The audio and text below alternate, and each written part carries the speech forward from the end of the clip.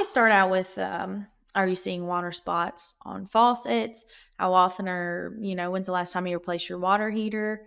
How are your dishes coming out clean? Are they spotty? What's going on with that? Do you have glass shower doors that are just destroyed from hard water?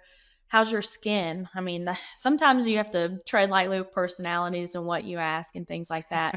But some Sure. people, they'll come out with, my skin and my hair are super dry ever since I moved into this house. Well, they may have come from a well where their water wasn't hard, and then now they know something's wrong, but they're not tying all these things into it. They're just seeing Sure. this, but let me talk about the other things that it's also affecting. So, Right. just kind of leading up with those questions. If they say, like, I know my water's hard, I need a water softener.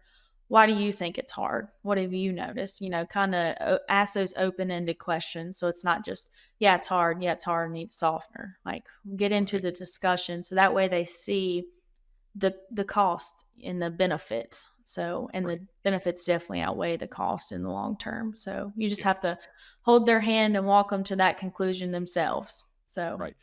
Yeah, you gotta start getting to think about all the ways of water that hard water is affecting every part of their lives, right?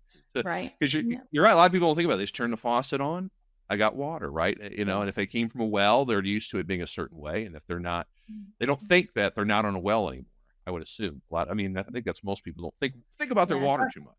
Yeah, this, and I would say a majority really don't know where it comes from. And that's not an everyday, you don't think about that. Like you said, if Sure. you turn it on and it's water, great. I don't really have to worry about it.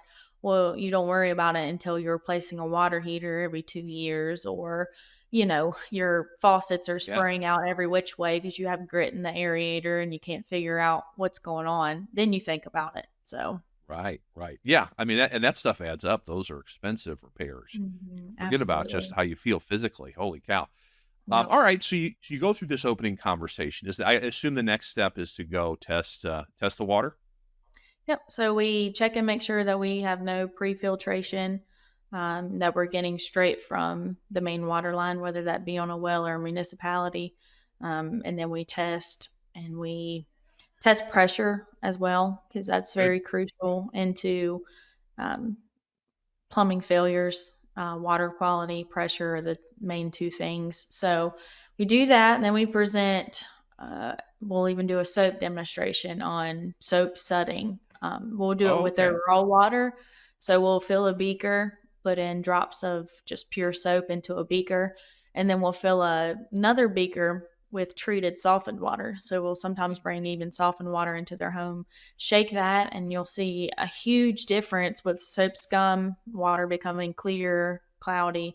Just giving examples as, they may not think it's that bad, but in the midst of washing clothes, doing dishes, all that, it kind of gives a visual on how it Yeah. could be versus what it is. And if you have Right. someone that's their laundry's not coming as clean or their dishes are coming out foggy, right there, your soap and your scum are not separating; they're staying together. So that's what's staying into those clothes and those dishes, and visuals for the right personality go a long way.